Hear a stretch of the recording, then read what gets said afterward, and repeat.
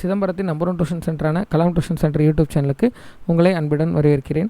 இந்த வீடியோவில் நம்ம என்ன பார்க்க போகிறோம் அப்படின்னா, டிஎன்பிஎஸ்சிக்கு தேவையான திருக்குறளை ஒவ்வொரு குறளையும் பொருளோடவும் இசையோடவும் பார்த்துட்ருக்கோம். அந்த வகையில் இப்போ நம்ம பார்க்க போகிறது ஊக்கமுடைமை.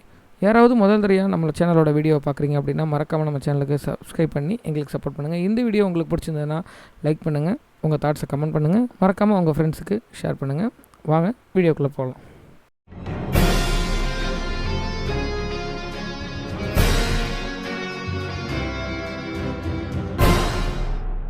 அதிகாரம் ஊக்கமுடைமை. உடையர் எனப்படுவது ஊக்கம், அஃதிலார் உடையது உடையரோ மற்று.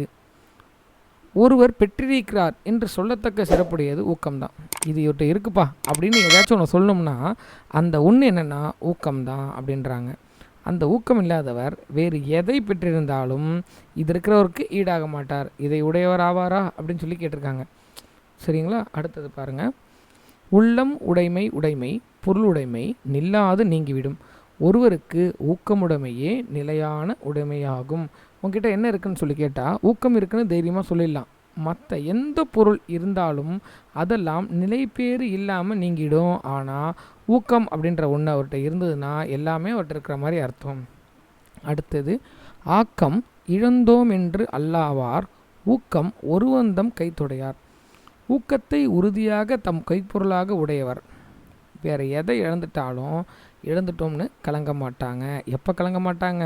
அவங்க ஊக்கத்தை உறுதியாக கைப்பொருளாக கொண்டால்தான்.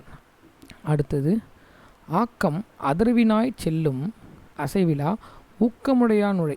சோர்வு இல்லாத ஊக்கமுடையவனிடத்தில் ஆக்கமானது அவனே உள்ள இடத்திற்கு வழிகேட்டு போய் சேரும். அதாவது சோர்வில்லாத ஊக்கம் இருந்துச்சுன்னா புதுமையான விஷயங்கள் சிந்தனைகள்லாம் அவன் எங்கே இருக்கான்னு தேடி வரும் அப்படின்னு சொல்கிறாங்க. அடுத்தது ரொம்ப முக்கியமான கேள்வி, டிஎன்பிஎஸ்சிக்கு ரொம்ப பிடிச்ச கேள்வின்னு கூட அதை சொல்லலாம். வெள்ளத்தனைய மலர் நீட்டம் மாந்தர்தம் உள்ளத்தனையது உயர்வு. பொதுவாக திருக்குறளில் அதிகமாக இதுதான் கேட்டிருக்காங்க. இப்போ நீரில் இருக்கக்கூடிய தாமரை பூக்கள் இருக்கு இல்லையா, அதோட தண்டோட நீளம் எப்படி இருக்கும்னா அதில் எந்தளவுக்கு நீர் இருக்கோ அந்தளவு இருக்கும். அதே மாதிரி மக்களுக்கு ஊக்கம் எந்தளவு இருக்கோ அந்தளவுக்கு அவங்க வாழ்க்கையின் உயர்வு இருக்கும் அப்படின்னு சொல்கிறாங்க. வெள்ளத்து அணைய மலர் நீட்டம் மாந்தர்தம் உள்ளத்து அணையது உயர்வு. அருமையான குறளாக இருக்கு இல்லைங்களா? அடுத்தது, உள்ளுவதெல்லாம் உயர்வுள்ளல் மற்றது தள்ளினும் தள்ளாமை நீர்த்து. எண்ணுவதையெல்லாம் உயர்வை பற்றியே எண்ண வேண்டும். சிந்திக்கும்போது உயர்வானதாக சிந்திக்கணும். ஒருவேளை அந்த உயர்வை கைகூடாவிட்டாலும் நம்ம எண்ணுவதை என்ன பண்ணக்கூடாதுன்னு சொல்லியிருக்காங்க, விடக்கூடாது. நம்ம நினச்சோம் அது நடக்கலை அதனால் நம்ம இனிமேல் அப்படி நினைக்கக்கூடாது அப்படின்னு இருக்கக்கூடாது. நம்ம நினைக்கிறது எல்லாமே நல்லதாகவே இருக்கணும், உயர்வானதாகவே இருக்கணும். அடுத்தது பாருங்கள். சிதைவிடத்து ஒல்கார் உறவோர் புதையம்பிற் பட்டுட்பாடுண்டும் களிறு. உடம்பை மறைக்கும் அளவு அன்புகளால் புண்பட்டும் யானை தன் பெருமையை நிலைநிறுத்தும். யானை எவ்வளோ தான் காயப்பட்டாலும் அது யானை, அது அவ்வளோ பவர்ஃபுல்லான விலங்கு அப்படின்னு ஒரு பயம் இருந்துக்கிட்டே தான் இருக்கும். அதே மாதிரி இந்த ஊக்கமுடையவங்க இருக்காங்க இல்லையா, அவங்க எந்த விதத்தில் அழிவு வந்தாலும் அந்த ஊக்கத்தை தளர விட மாட்டாங்க. சரிங்களா? அடுத்தது, உள்ளம் இல்லாதவர் எய்தார் உலகத்து வல்லியம் என்னுஞ்செருக்கு. ஊக்கம் இல்லாதவர் இந்த உலகில் யாம் வன்மையுடையேம் என்று தம்மை தாம் எண்ணி மகிழ்ச்சியை அடைய மாட்டார். நான் பவர்ஃபுல்லான ஆள் அப்படின்னு அவங்க பெருமைப்பட்டுக்க மாட்டாங்க. எப்போன்னு கேட்டால் அவங்கள்ட்ட ஊக்கம் இல்லைனா. அடுத்தது பாருங்கள். பரியது கூறுங்கோட்டது ஆயினும் யானை வெறுவும் புலித்தாக்குரின். இதில் நேரடியாக சொல்லவே மாட்டார், இன்டெரக்டாக தான் சொல்லியிருப்பார். ஓகேவா?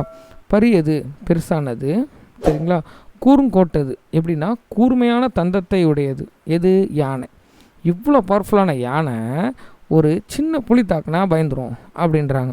என்ன காரணம்னா ஊக்கம் உடைய அந்த புலி. சரிங்களா? அதே மாதிரி தான் நம்மளும் எதிரியோ இல்லை நம்மளோட எய்மோ எந்த அளவுக்கு கடினமாக இருந்தாலும் நீங்கள் ஊக்கத்தோடு உழைச்சிங்கன்னா அதை அடையலாம் அப்படின்னு வள்ளுவர் சொல்கிறாரு. அடுத்தது, உரமொருவருக்கு உள்ள வெறுக்கை அகுதிலார் மரமக்களாதலே வேறு. ஒருவனுக்கு வலிமையாவது ஊக்க மிகுதியே. அந்த ஊக்கம் இல்லாதவர் மரங்களே. சரிங்களா? பார்க்குறதுக்கு வேணால் அவங்க மக்களை போல் இருக்கலாம், ஆனால் அவங்களாம் மரம் அப்படின்றாங்க. யார் மரம்? ஊக்கம் இல்லாதவன். புரிஞ்சுதுங்களா? இப்போ இந்த பாடலை இசையோட கேட்போம்.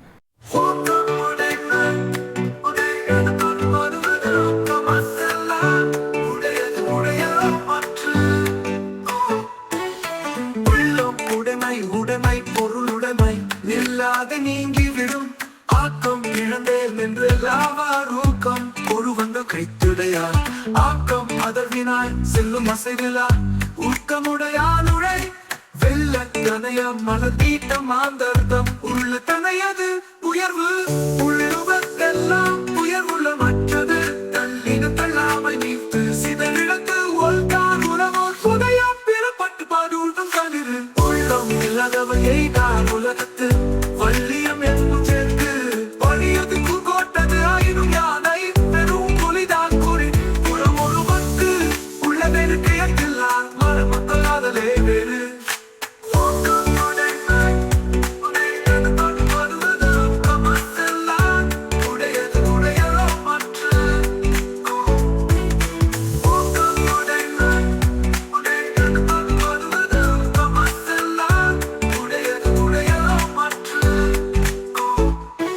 உடையது உடையரோ மற்ற உள்ளையது உடைமை உடைமை பொருள் உடைமை மெய் நில்லாது நீங்கிவிடும் ஆக்கம் இழந்தேன் என்று அல்லாவார் ஊக்கம் ஒருவன் கைத்துடையார் ஆக்கம் அதவினாய் செல்லும் அசைவிலா ஊக்கமுடையான் உடை வெள்ளத்தனைய மலநீட்டம் ஆந்தர்த்தம் உள்ளத்தனையது உயர்வு உள்ளுவதெல்லாம் உயர்வுள்ள மற்றது தள்ளினும் தள்ளாமை நீத்து சிதவிருத்து வந்தார் உணவோ துதயம் திறப்பட்டு பாதூத்து கதிரு உள்ளம் இல்லாதவையை தான் உலகத்து வள்ளியம் என்னும் செருக்கு பரியது கூட்டது ஆயினும் யானை பெரும் புலிதான் கூறின் புறம் ஒருவருக்கு உள்ள வெறுக்கையத்தில்லா மரமக்களாதலே வேறு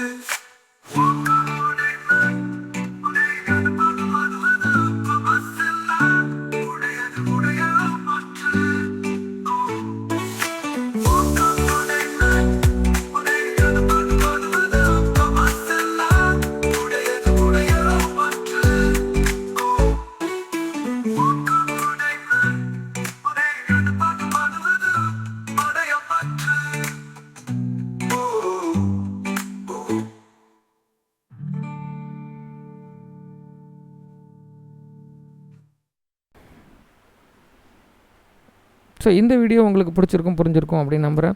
தொடர்ந்து நம்ம வீடியோஸை பார்க்குறதுக்கு நம்ம சேனலை சப்ஸ்கிரைப் பண்ணி எங்களுக்கு சப்போர்ட் பண்ணுங்கள். இந்த வீடியோ உங்களுக்கு பிடிச்சதுனால லைக் பண்ணுங்கள். கீழே உங்கள் தாட்ஸை கமெண்ட் பண்ணுங்கள். உங்கள் ஃப்ரெண்ட்ஸுக்கு ஷேர் பண்ணி எங்களுக்கு சப்போர்ட் பண்ணுங்கள். தேங்க்யூ.